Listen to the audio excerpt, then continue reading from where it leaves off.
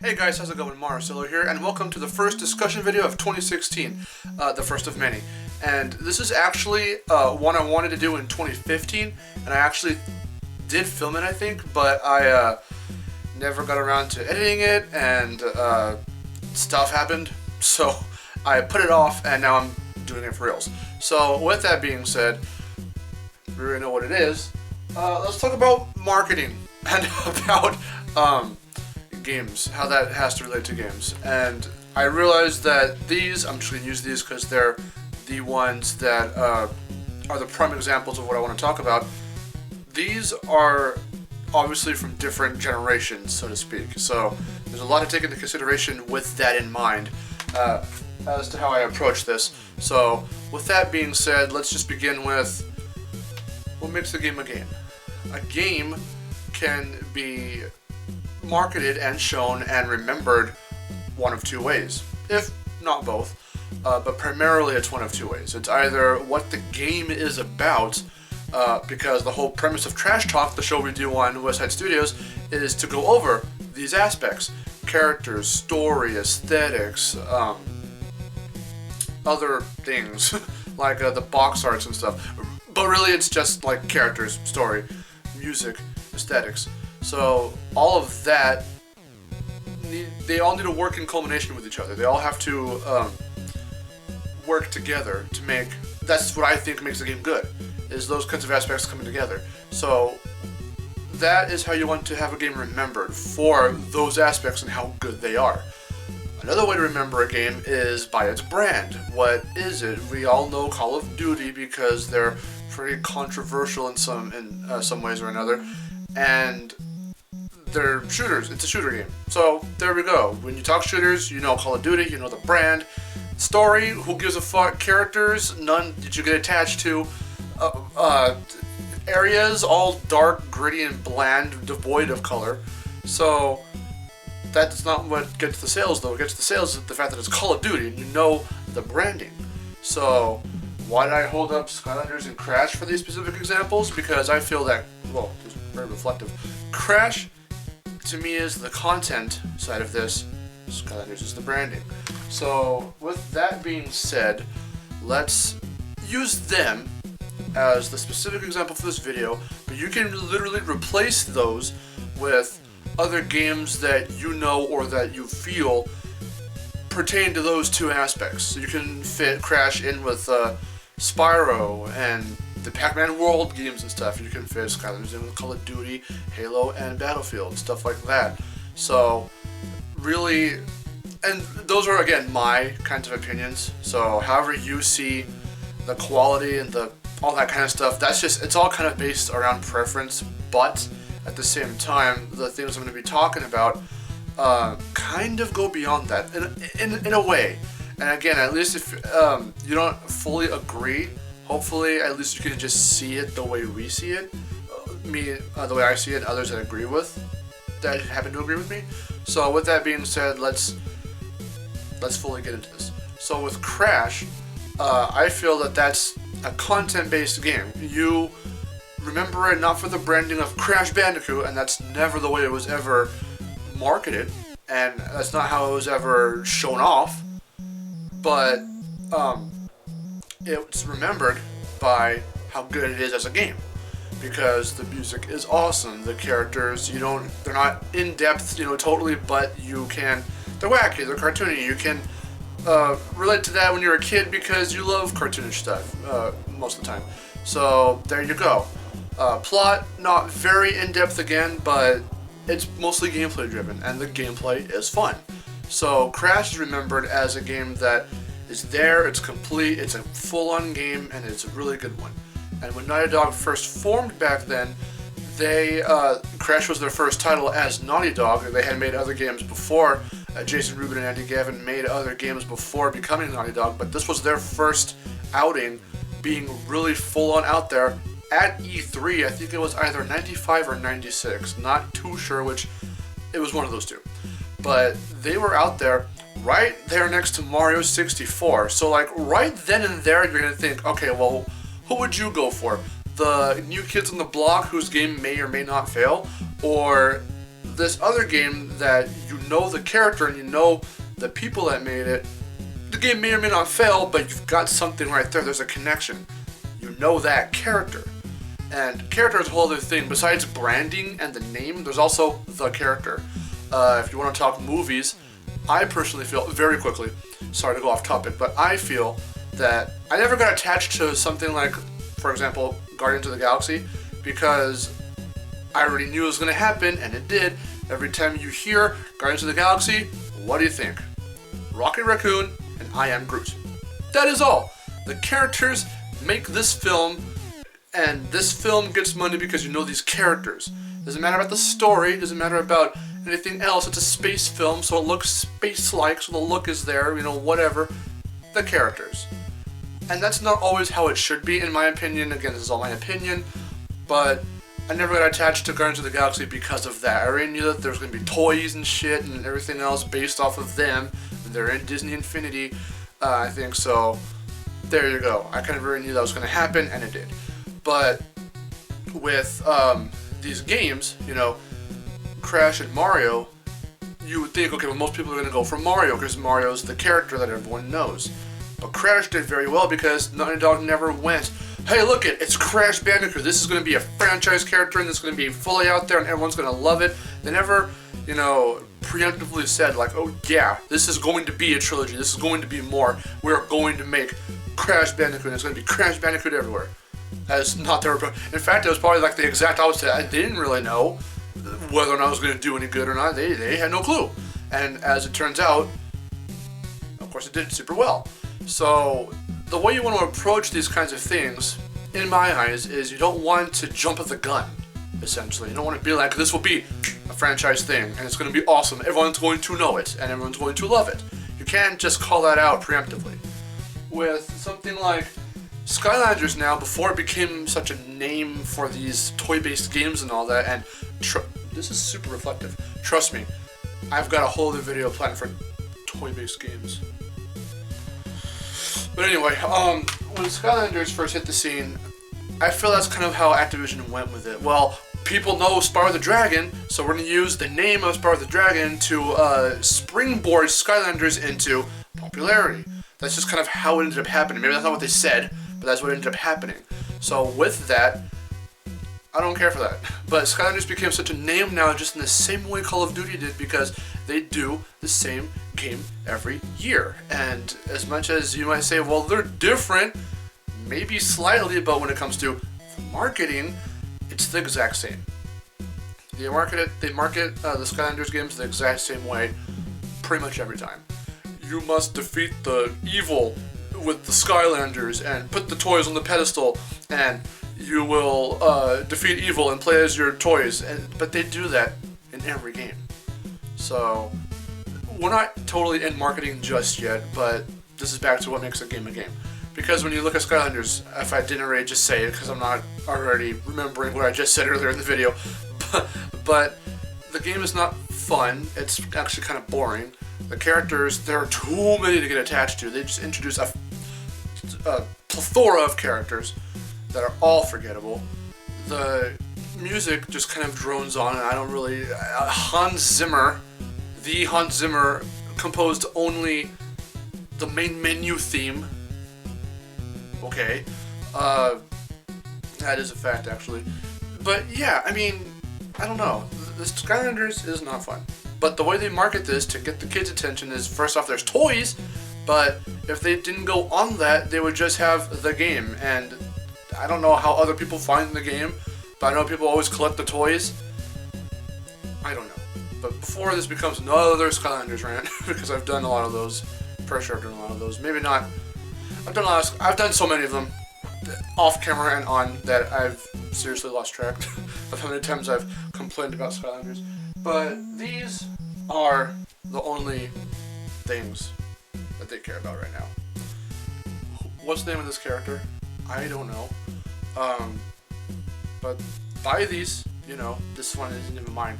I only have a little ugly ass Spyro because I bought the game, obviously, which came with the 3 starter Skylanders. So that's it. That's all I own. Every other Skylander like that blue dude is my brother's. and he doesn't even care for them that much either. He just kind of bought them when they first came out and hasn't done anything with them since. So really, I don't know why we have Skylanders in the house. But the point being, so what makes a game is, you know, the way, it's about the content, it's not about the brand. In my eyes, it's about the content. But when you market stuff, you should have that same mindset when you market something. In this specific example, the games. So when they were marketing Crash, yeah, Crash was everywhere at the time, but it never felt sellout-y. They did make merchandise. That merchandise was everywhere at one point. Really, though, it just boiled down to toys, little figures and stuff. The Japanese made manga. There's manga. I have that pinball set. That was from Crash Team Racing, but that was really kind of it. Skylanders marketing? Ooh.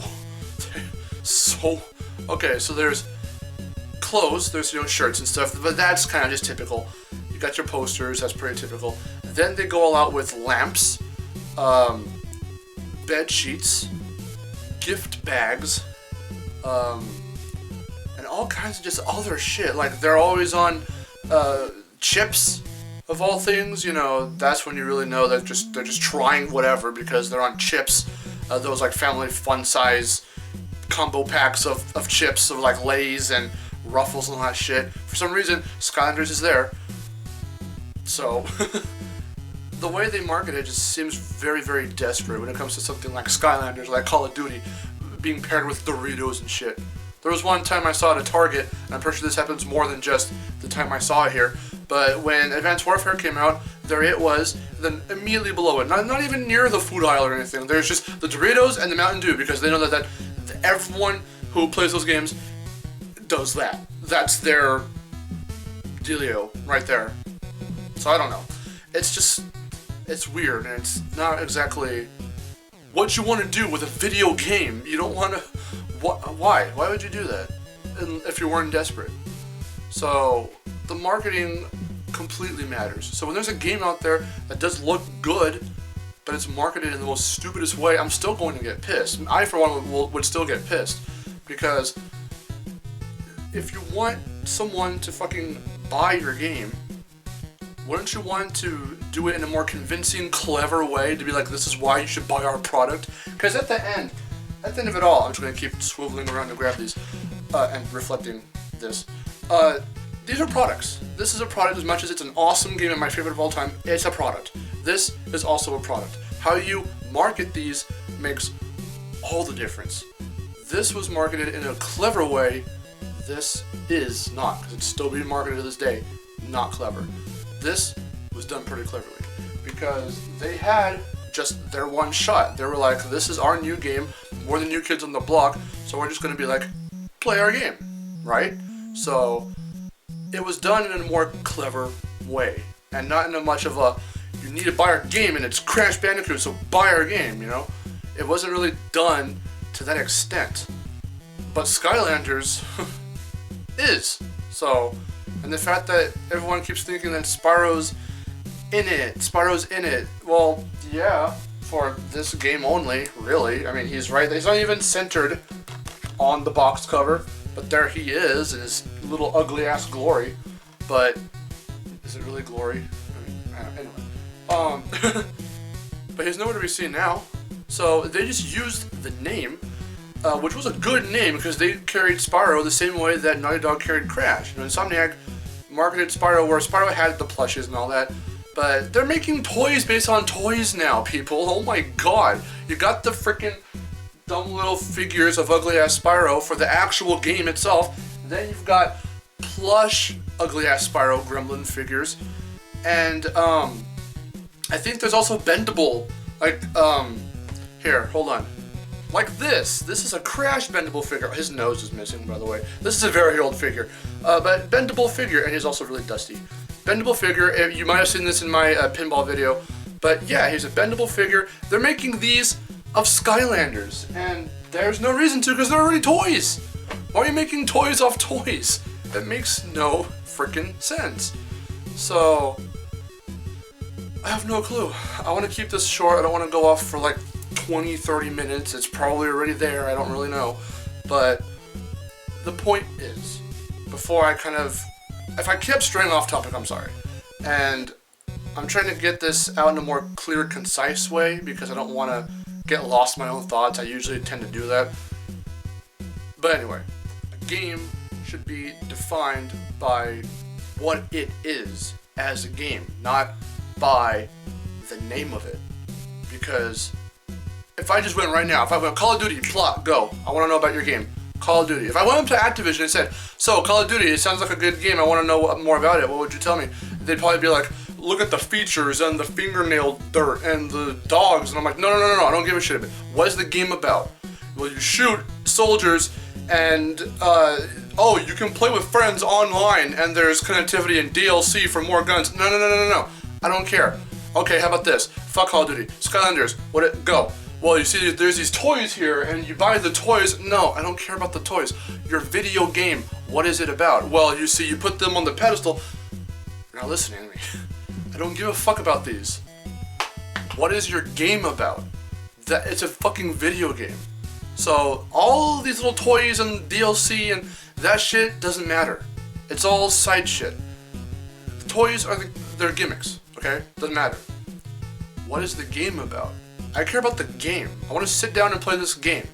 If it doesn't sound good or appealing because you don't know what the fuck to say about your own game, I don't care. You've lost a customer. Again, the only reason why I have this is because, hey, they got me. It's Spyro.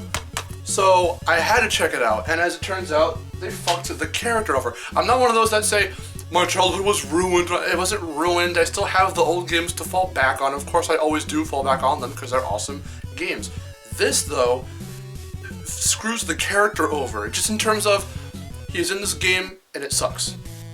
Okay? So I'm not going to bitch about it and cry about it because I haven't. I'm just disappointed about it because that's not how Spyro as a character and the name, Spyro the Dragon, should be treated. So, there's the good kinds of names and the bad kinds of names. And Skylanders is kind of a leechy, poisonous kind of name because they've grabbed onto Spyro's underbelly and they used his name as a springboard for Skylanders. So that's the specific example. But you can replace that with like Call of Duty or even Battlefield. It's like, oh, well, you shoot people, but the name, people know the name because they'll buy Black Ops 3. They'll buy if they make another Battlefield after Hardline or whatever else came out. They're gonna get it because it's the name. And there are people out there that will they have one way of thinking. And they'll either really hate this and never want to touch it, or they love it so much that they'll never want their judgment and shit to be wavered. They won't ever, they're closed-minded. So, I don't know. The point of it though is that a game should be defined by what it is at its core and how it plays, how your game plays, than by what other fucking features and the branding and the name of it is. That doesn't necessarily matter unless it's a good brand, like Crash is a good brand. But no one ever markets Crash when a new game comes out like Crash Bandicoot, because you know it from Naughty Dog in the 90s. It's Crash Bandicoot, and it's a little different because he punches and shit and babbles now, but it's Crash Bandicoot. So buy our games, it's Crash Bandicoot. Activision only ever really published and had little to do with Mind Over Mutant, so the fact that people get mad at Activision with that, it's kind of like when they made the mobile games. I think the mobile games were kind of based off of that, like, it's Crash, so it's a mobile game. And I have Nitro Kart 2 and Nitro Kart 3D, and they're mobile games, who cares? They're just little side games. I don't really give much of a fuck. But if a new, brand new, if this is the way Crash came back, who is, here he is, a figure, put him in the game, then it's like, okay. Alright, and if it was Activision that did it, that would just make more sense, because they were doing it with Spyro, so. See you guys later. That's really it. What do you guys think about this? How do you define a game? I define a game by its content, not by its brand. And that's the name of the video, quite literally. So, what do you guys think? Do you agree or disagree? Let me know. Let's discuss in a friendly manner. And for the third time, I need to say, any bad comments, any stupid comments of people just going, you know what, fuck you, you're dumb, and I just hate everything that you've said in this video, comments are going. Comments are leaving. But if we can be civil about it and just talk about what makes a game and just what defines a game and how you define a game and do it in an analytical, open-minded manner, the comments will stay. But until then, that's really it. Hopefully you guys could, hopefully I got across the point in a kind of concise manner. I know I went all over the place, but I'll see you guys later. Take care, and more videos on the way. See you guys.